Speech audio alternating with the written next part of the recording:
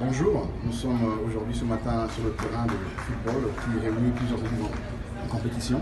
Alors nous avons devant nous monsieur révérend pasteur Mathias Béli, qui est chef d'une église d'une mission au Sénégal. Bonjour monsieur révérend. Oui, bonjour monsieur les journalistes, comment vous allez? Très bien, enchanté de vous rencontrer. Alors si vous pourriez en 2 minutes vous présenter pour les téléspectateurs, je vous prie. Comme tu viens de le dire toi-même, je suis le pasteur Mathias Béli. Je suis le pasteur national de la mission Fleuve des Vieux Sénégal. Très bien. Notre mission est basée à Ouakam, c'était Alors, vous avez plusieurs activités dans vos rubriques, y compris les activités culturelles et sportives. Alors, la preuve en est que ce matin vous êtes là. Alors, dites-nous quel est l'objectif que vous cherchez en organisant ces séances culturelles au niveau de la jeunesse. Ok, effectivement, nous sommes dans un ministère holistique, c'est-à-dire que l'esprit, l'âme et le corps, et pourquoi pas, et même le domaine social. Donc l'homme est affecté par ces 4 dimensions.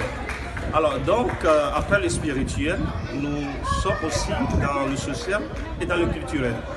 Alors, notamment cette semaine, c'est une semaine spéciale pour nous, c'est notre semaine de la Pentecôte, qui est couplée de notre 7e anniversaire. Nous existons ici au Sénégal, ça fait 7 ans. Et dans ce cadre, nous avons beaucoup d'activités spirituelles et sportives. Donc aujourd'hui, évidemment, nous sommes de nous familiariser avec l'environnement qui nous entoure. Nous ne vivons pas en autarcie, c'est-à-dire en cercle fermé. Nous sommes des humains avant tout. Donc nous devons nous familiariser avec ceux qui nous entourent, nos voisins. Donc en organisant des activités culturelles et sportives, ça nous permet de nous mettre en contact avec ceux à qui nous avons le devoir de prêcher. Donc c'est dans ce cadre que nous organisons ces activités culturelles. L'objectif final, c'est d'arriver à sauver des âmes, à gagner des âmes pour le Seigneur. Très bien. Alors, en vue de cette mobilisation ce matin, quelles sont vos impressions? Alors, ce matin, nous avons vu que toute l'Église s'est mobilisée pour soutenir son équipe. Et nous sommes ici pour gagner. Nous sommes ici pour gagner parce qu'en voyant l'enthousiasme et étant donné aussi que nous sommes dans une nouvelle saison. Donc, je disais ce matin dans notre groupe WhatsApp que dans le groupe WhatsApp des joueurs que la victoire, notre nouvelle saison et notre repos dans lequel nous rentrons sera concrétisé ce matin par la victoire que nous aurons. Donc l'assurance est là, nous aurons la victoire pour sûr. Très bien, tout à fait un plaisir. Alors pour terminer effectivement ce bref interview avec vous, pouvez-vous nous dire un mot en ce qui concerne la Pentecôte, vu que nous sommes dans cette semaine sainte que vous célébrez, pourriez-vous nous définir un petit peu ce que c'est que la Pentecôte? Eh bien, la Pentecôte est l'une des fêtes les plus cette semaine. Toute la communauté chrétienne à travers le monde entier célèbre donc cette fête, la Pentecôte. Et la Pentecôte est célébrée dans l'Ancien Testament sous forme de la fête des moissons. C'est la fête des moissons dans l'Ancien Testament. Mais dans le Nouveau Testament, c'est la descente du Saint-Esprit.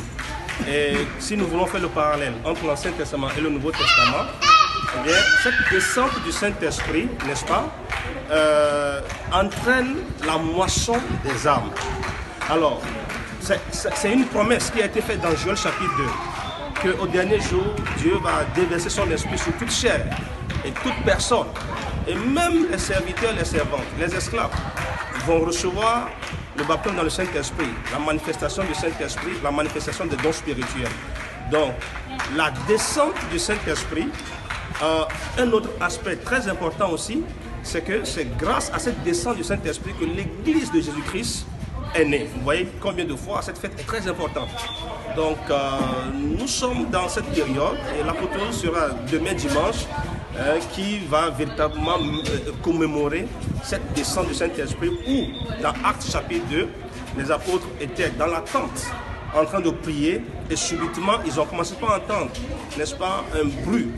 Le vent commençait par souffler et une flamme de feu est descendue sur chaque tête de ceux qui étaient là, qui priaient en ce moment. Et chacun était rempli du Saint-Esprit, baptisé dans le Saint-Esprit et commençait par... De nos jours, la communication ou bien les médias occupent une place de choix, une place très importante. Ça, c'est ce que je peux dire. Et ensuite, la Bible dit de ne pas minimiser les petits commencements. Donc je ne peux qu'encourager cette initiative venant de nos frères, les frères de notre Église. C'est une très très bonne initiative que j'encourage d'ailleurs parce que nous ne minimisons pas ce faible commencement. Ce que nous espérons voir un jour, c'est de voir 7e, la chaîne télévision mondiale, sur la satellite demain. Dans très peu de temps, je prophétise que cette chaîne sera vue à travers le monde entier sur satellite. Amen. Révérend Mathias Bigou, nous vous remercions et surtout agréable semaine à vous et bonne fête de Pâques. Merci beaucoup. Merci. Ciao.